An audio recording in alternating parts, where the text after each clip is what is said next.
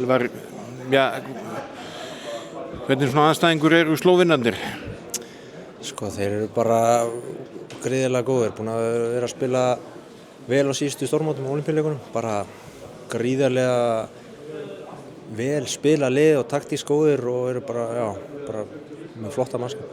Þannig að þetta er svona hugsanlega eitt af sterkari liðum mótsins? Jú, þú getur sagt það.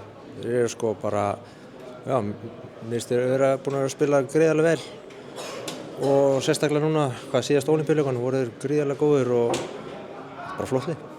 Hvað er svona kostið þeirra? Eins og að segja, þeir eru vel spilandi, þeir þekkja vel einhvern annan, gríðarlega hraða klippingar og alls konar þannig og þeir geta líka bomba fyrir utan, eru með góða skittur í það og eru með svona rosa klóka miðjumenn, þeir eru svona taktískt virkilega góðir. Og já, öflugir í vörninni líka, væntanlega? Jú, þeir eru fastir fyrir. Og bjóðu bara kannski fleiri en eina variasjón af varnarleik? Já, þeir eru gríðarlega fastir fyrir hana í vörninni og þéttir og þeir eru með hana stóra menn í miðjunni og þetta er bara allt í allt mjög gott lið, bara alls þar á vellinu. Og ég má líta á þetta sem úrslitaleik, eða hvað?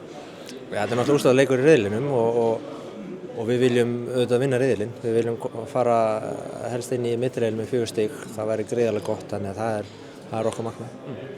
Og það er bara allt lagt í sölunum til þess? Sko auðvitað, bara við búin að bíða eftir þessum leik, búin að klára síðustu 2 leiki gríðarlega vel og þetta er það sem við vildum fá úrslitaleik núna á móti Slóvenum. En þið hefur kannski verið að horfa á hana leik alveg síðan bara eða þið byrjuðu að koma saman? Já, auðvitað fyrirfram. Í undir meðvitund? Já, fyrirfram þá vissum maður að þetta er úrslitaleikur en við þurftum að klára hina 2 og við vildum klára það vel og gefa okkur svona sjálfstjórn fyrir þennan úrslitaleik í riðlinum og mér fannst við gera það gríðarlega vel. Og Slóvenar gerðu það líka, þeir gera það líka vel, þannig að þetta er bara hreinn úrslitaleikur í riðlinum. Þegar maður horfir til leikjana við kúpu, milli þess annars vegar Ísland kúpa og hins vegar Slóvenía kúpa, þá er svona úrslitin mjög svipuð. Já, ég sá okkar í gær, við erum með sömu markatölu, Ísland og Slóvenía, þannig að það geti ekki verið jafnara, þannig að þetta verður bara gríðarlega skemmtilegt á morgun. Og það kannski býður upp á jafnarleik? Já, vonandi verður þetta bara skemmtilegur leikur og já, við ætlum bara að gera allt sem við getum til þess að vinna þennan leik.